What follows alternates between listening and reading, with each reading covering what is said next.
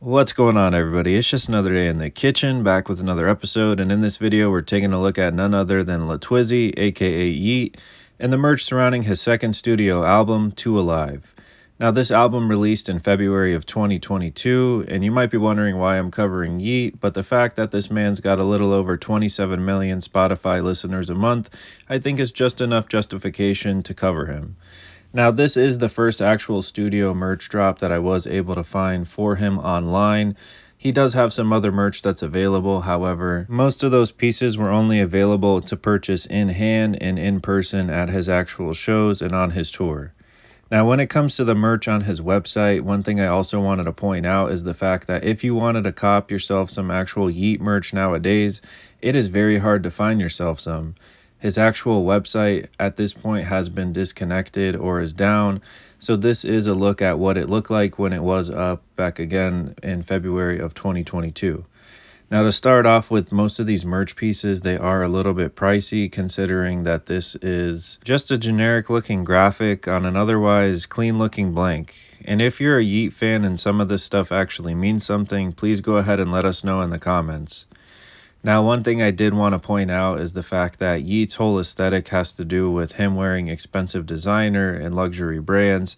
So I feel like the fact that his merch is a little bit pricier off the get-go definitely falls in line with his whole aesthetic and visual.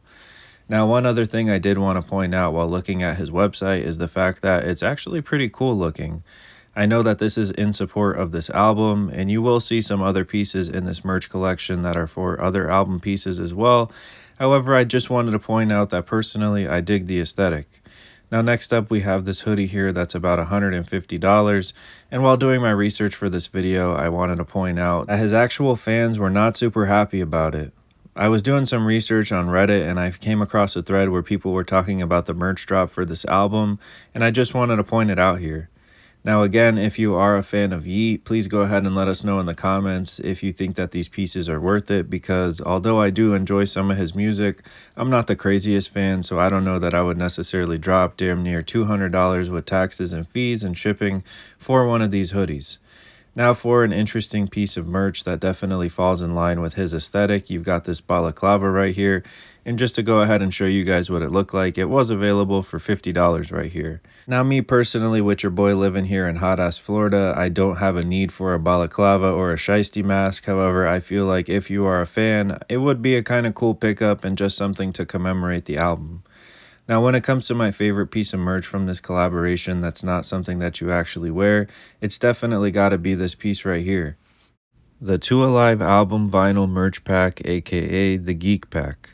Now, this item is something I think is more of a collectible for the Yeat fans than anything, because when I think about the type of beats and music that this dude makes and uses, I don't know how good that's going to translate to vinyl just because of the bass and the sounds that are used.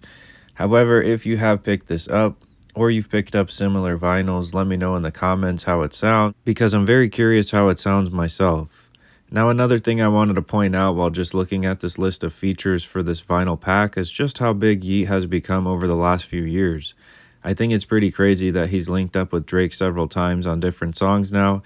And I would love to know in the comments what your favorite Yeat song is or what your favorite Yeat feature is. Personally, he's been killing it, and at first I didn't really understand the whole sound and vibe when I listened to him, but honestly one day it clicked and I haven't looked back since. And I gotta say, my personal favorite feature of his has to be the song Flawless with Uzi, just because I'll never forget how crazy that snippet went and how everyone was talking about it. And one thing I do want to point out and give credit to is the fact that Yeat and his team have priced these pieces pretty reasonably.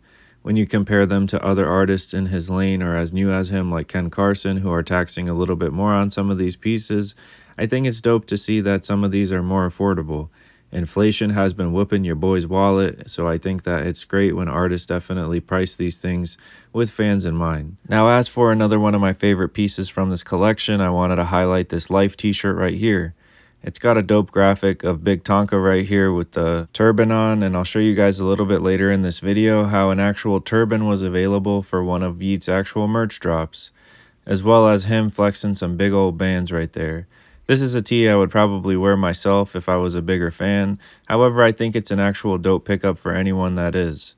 Overall, I have to say I'm pretty impressed with the merch collection just because of how affordable it is and the fact that there are some pieces in here that I think are for everyone. Although I do think that he missed out by having some more variety just in the type of pieces that dropped.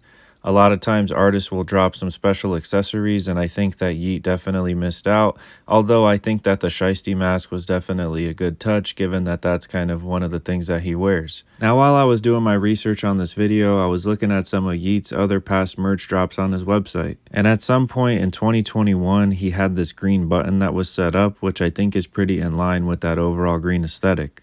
When you click that enter button, it would take you to this Twizy Rich turban, which was available for a cool $80. Now, I myself am not really hip to the turban gang, so y'all gotta let me know in the comments if this was a good value or if your boy Yeat was taxing. Now, personally, when I zoom in on the turban itself, I think that the designs on it are pretty dope, and I think that it fits that overall aesthetic for Yeat himself. Again, you guys got to let me know in the comments if you think that this is a good pickup or if you think that this one is kind of a drop. Now, with that being said, as big as Yeat is, I think that he could use some more pieces and he might need some inspiration from our boy LaFlame.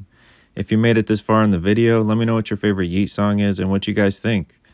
Your boy's been dealing with a lot in real life lately, so the videos haven't been coming out as quickly as I'd like. However, I appreciate your patience and I'd love to know what you guys would like to see next in the comments. As always, guys, thank you so much for cooking with the kitchen. I hope that everybody stays safe out there.